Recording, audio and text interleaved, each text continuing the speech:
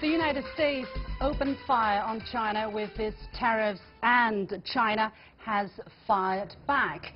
The Trump administration's tariffs on $34 billion worth of Chinese imports went into effect at 12:01 a.m. Eastern Standard Time on Friday, July the 6th. According to China's General Administration of Customs, China also imposed tariffs of the same value on U.S. goods at the exact same moment, which was 12:01 p.m. on Friday in the Chinese capital. Now, U.S. President Donald Trump has also threatened to further escalate the trade conflict with tariffs on more Chinese goods if China retaliates. So how bad can it get in the end? And what will be the fallout of the tit-for-tat trade tensions for the global economy? Welcome to The Point. Live from Beijing, I'm Liu Xin, and joining me today in the studio are Professor Zhang Jianping, Director General of the Center for Regional Cooperation at the Chinese Academy of International Trade and Economic Cooperation, David Mahon, Managing Director for Mahon China Investment Management Limited, and Rick Dunham, Co-Director of the Global Business Program at Tsinghua University. Gentlemen, welcome to the show.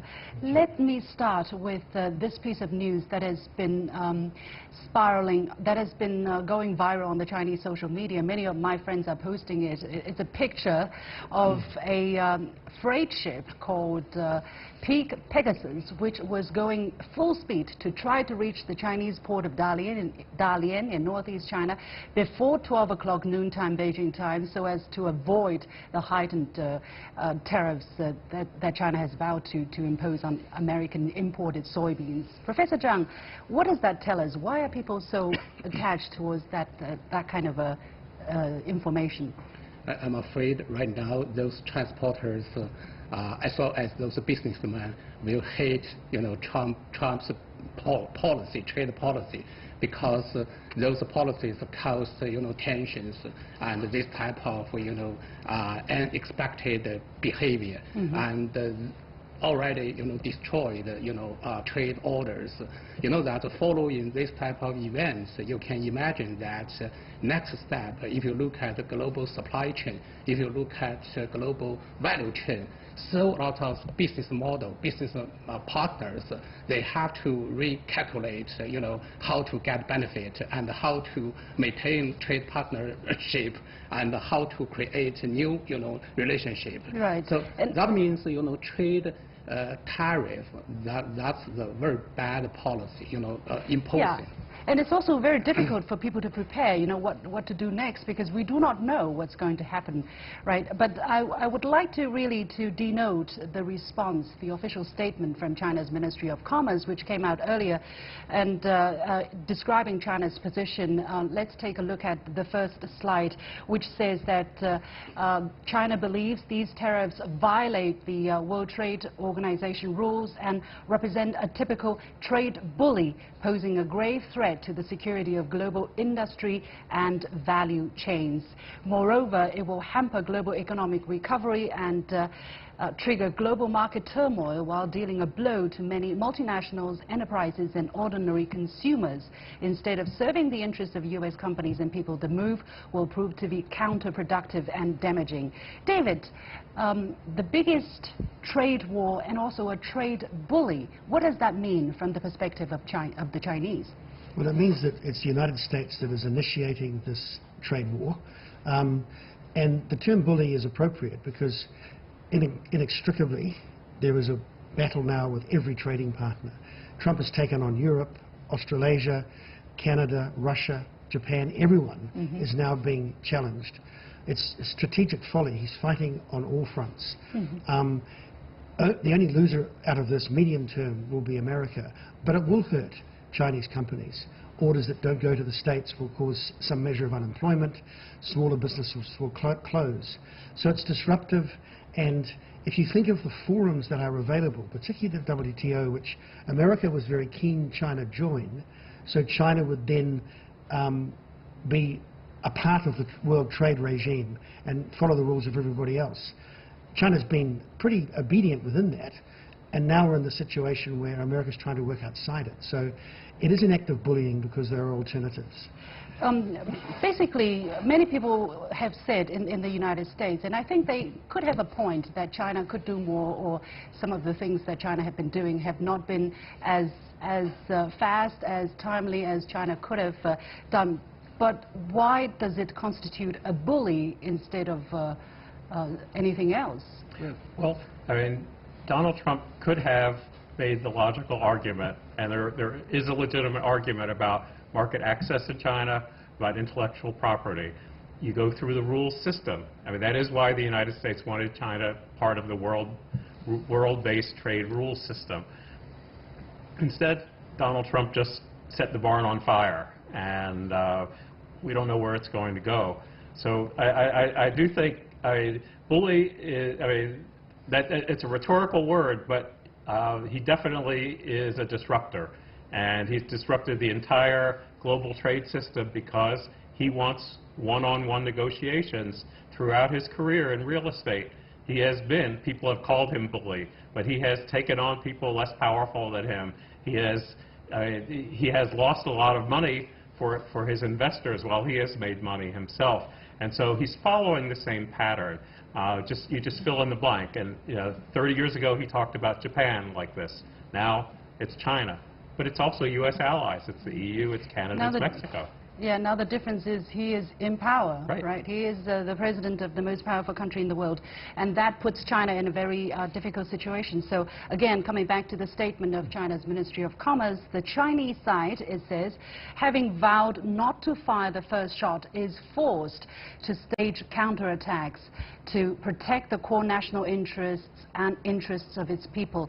China will report the relevant situations to the WTO in time and stand with other countries in defending free trade and multilateral mechanisms. Professor Zhang, how do you read into the words or China's sentiment at this moment, that we do not want to initiate any dispute, but at this moment it seems China doesn't really have a choice? Does China have a choice? Of course, China actually in recent several months, China has a very clear standing and attitude. That is, we realize that the trade imbalance issues and the competitive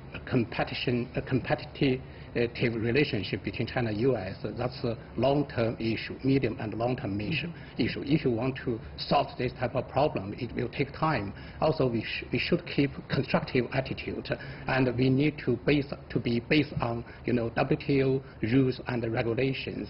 Also, China expressed a very sincere attitude to increase import.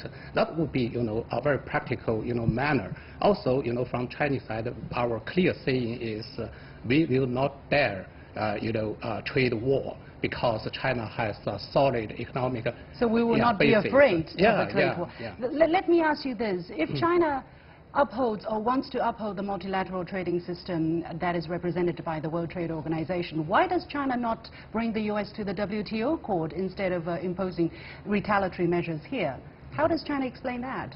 Yeah, I think that actually maybe there are some of misunderstanding, on China's role in WTO. For Chinese side, we already released our report on China's access to WTO. If you look at EU, assessment, they said that okay, China already implemented, played its role and implemented those promises. But from U.S. side, they blame on China, on IPR issues, on other issues.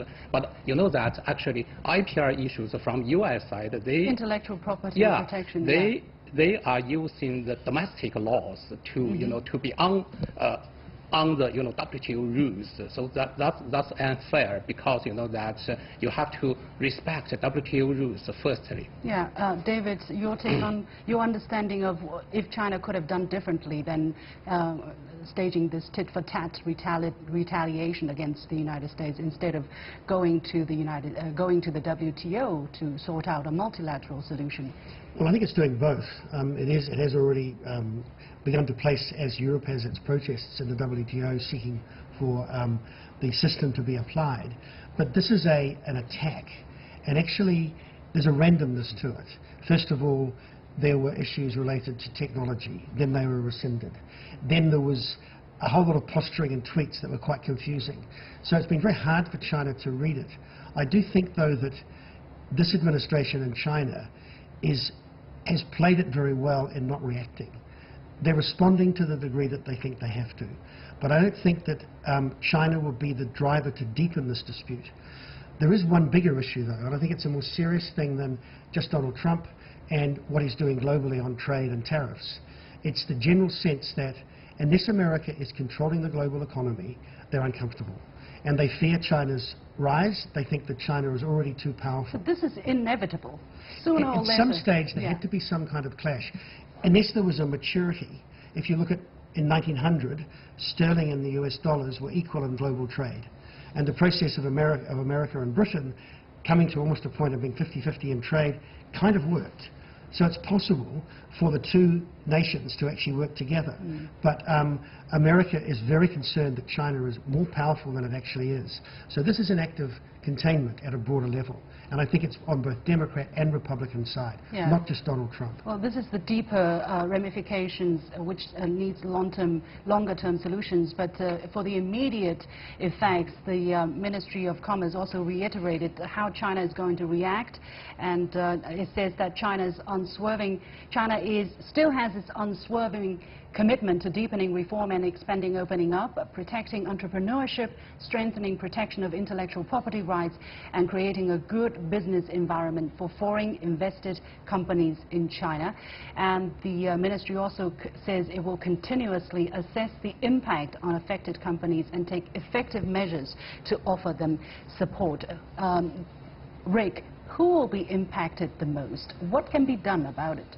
Well, impacted the most is American businesses in China, American exporters trying to send to China, but then any kind of business that's in global supply chain. The Apple phones that Donald Trump is complaining about being made in China, China is just a piece of it. You have Korea, you have Japan, you have the United States. This is going to be disrupted, and so I think you're going to have trade in many nations disrupted. In America, you're going to have higher prices because of tariffs on Chinese goods, higher prices because of higher prices on steel that's made in China or made in Canada that's being used by American producers. So you could, I could list 10 different ways that American consumers and businesses would be hurt. I think what China is going to try to do is to make sure that both Chinese business and international businesses doing business in China are disrupted as little as possible. American businesses are probably going to be hurt, but I think that China is going to try to keep the business of China going as steadily as possible. Well, I think China also said that it's going to protect whichever company, right? Not just Chinese companies, but also U.S. invested company or other invested companies. So long as they're operating in China, they will be taken care of to the extent possible by the Chinese government. However, it seems that to make China change to the way that the U.S. want is not the obvious aim of what President Trump is trying to achieve, because he's basically giving China no time to make any policy change or to implement anything, although China has rolled out or announced all of these measures. And what President Trump has said is that if China retaliates, which China already did, within 2 weeks' time, he's going to impose another $16 billion US tariff on another $16 billion worth of Chinese imports. And if China retaliates, an additional $500 billion worth of Chinese goods will be targeted. Professor Zhang, what are we talking about here? What is going on here? Is it a competition of who has a bigger, bigger wilder card? Yeah. I'm afraid that this is a quite complicated issue because President Trump also claimed that $50 billion US, that's his techniques for negotiations. But nowadays it come true. Meanwhile, for the following possible actions, I'm afraid that we need to get ready for that because it seems that there will be the quite mad and quite crazy because China policies. retaliated, so of course. Every step I'm afraid, I do believe that China will retaliate. That's because, that the trade war is caused by Trump inside of China. So China is protect ourselves as well as our trade partners. I just like to say that Trump's administration actually has chosen a wrong way, wrong policy tools. Also, they have wrong behavior. Because it will cost so lot of countries in the world to against their behavior. And also, indeed, it's going to hurt U.S. companies operating in China. Some statistics have shown that basically a large part of what China exports to the United States, we can take a look at some figures here, a large part of what China exports to the United States will be affected. That is some $20 billion, making up 59% of Chinese exports of the $34 billion of goods that are being affected by the tariffs. So my question really is President Trump not aware of the kind of pain he's inflicting, even for the short term, for U.S. businesses, David? I think Trump is trying to appeal to what he sees as his supporter base in the U.S. He believes that with midterm elections, doing the things he said he would do will help what had looked to be otherwise a rather degraded situation where support for the Republican Party wasn't what he'd hoped. So I think this is for domestic consumption to some extent. But if we look for a rational motive and a strategy behind Trump's actions, we start to struggle quite quickly. I think there is a narcissistic, disruptive force in the man, and I think even in his own administration, there's now an anecdote I read in the New York Times or something this morning that some months ago, when confronted with the issues in Venezuela, he suggested to his team that they should invade, and that would sort things out pretty quickly. Yeah. So it's very hard to deal with a madman. I think China's got to be careful that it responds and doesn't react. And there'll be times when it may do nothing against what positions Trump takes. Because in the end, China has to think through rational concessions it can make in terms of opening its markets that will help its own economy. It's also got to think through what the rest of the globe is going through and how they are arraigned against Trump or against America. Yeah. I think within a few months, maybe 3 months, the chances of a compromise are not bad, actually, and we may find we pull back from this crisis. Yeah. Well, how do you interact with a apparently madman? That is the question. You have been watching The Point with me, Liu Xin. We'll take a short break, and we'll be back right after this. Stay with us.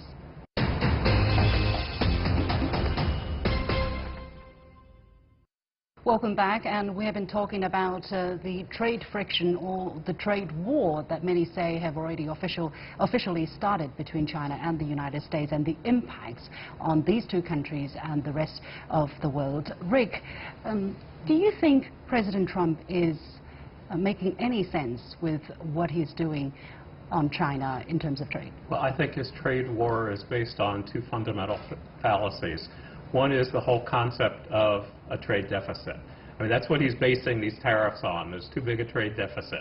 And I think the trade deficit is a very 1980s argument in the 2010s, that just having a trade deficit is bad for the economy. There are plenty of economists who will say that the United States can easily live within the trade deficit it has. The second is how you calculate the trade deficit, and Donald Trump just calculates it as goods that are shipped from China to the United States, which ignores the reality of global trade and of global supply chains. So you start with that, then you get to a man who believes if you hit me, I hit you back 10 times harder, and you have a situation where he's fixated on trade deficit, where the fundamental issues that could be negotiated are not related to tariffs. I mean, they are, as we've been talking about, if you talk about intellectual property, market access, these are things you have to negotiate. Right. They're not things that you can threaten and have a war over. Do you agree with the assessment that probably when it really starts to hurt in a matter of a couple of weeks or a couple of months, then probably the Trump administration would want to really negotiate instead of See, that's an excellent question, because up until a couple of weeks ago, Donald Trump had never backed down. Since he was elected president, whether he was right or wrong, he never admitted a mistake.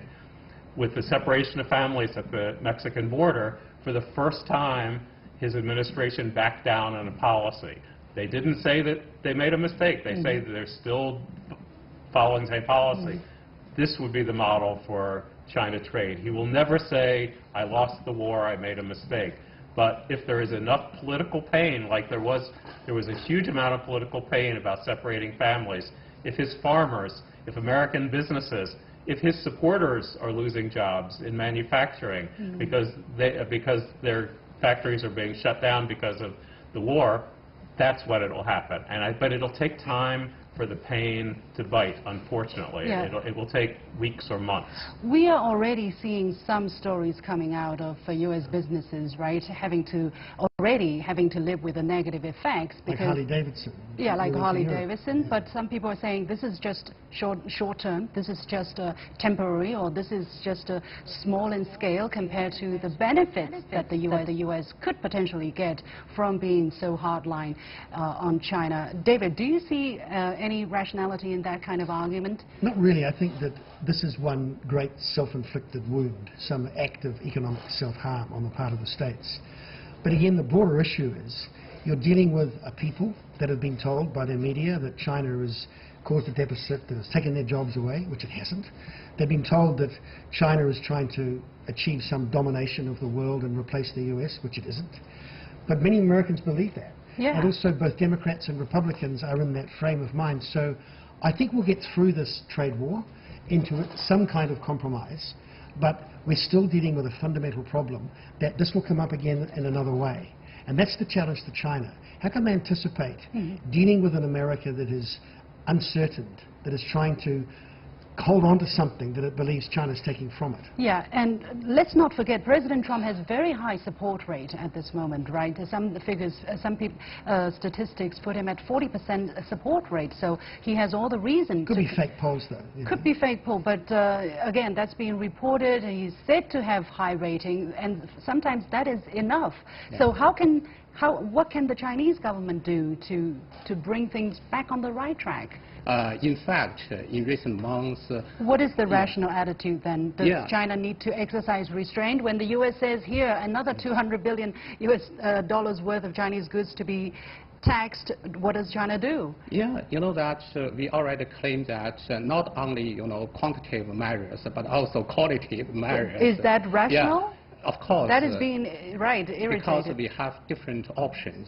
Yeah, we have different scenarios to deal with. This is one thing. On the other thing, we still, keep attitude to, protect multilateral trade, regime, as well as WTO rules and regulations. That's very important foundation and orders for global trade and global economic growth in the future. Yeah, let's take a look let's take a look at the impacts these trade tariffs are going to have on the U.S. economy and on the U.S. consumers. Although consumer products are said to have been deliberately avoided when President Trump has designed the list of goods to be tariffed on, to be taxed on. Is that true that these consumer products will probably stay the same price because they might not be affected? I think there's some months to run before the pain bites. I mean, for the farmers, whatever their the first harvest is gone.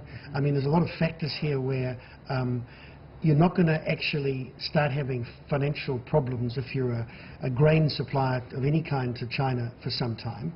And the stocks of iPhones, of electronic products in the shops are probably pretty full.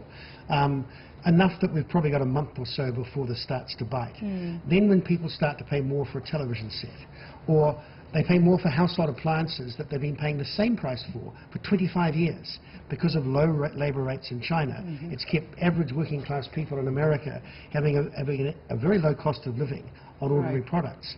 Once that starts to shift, it's the people on the margins, and they're the ones that support Trump, and their pain will be the trigger for perhaps a reconsideration.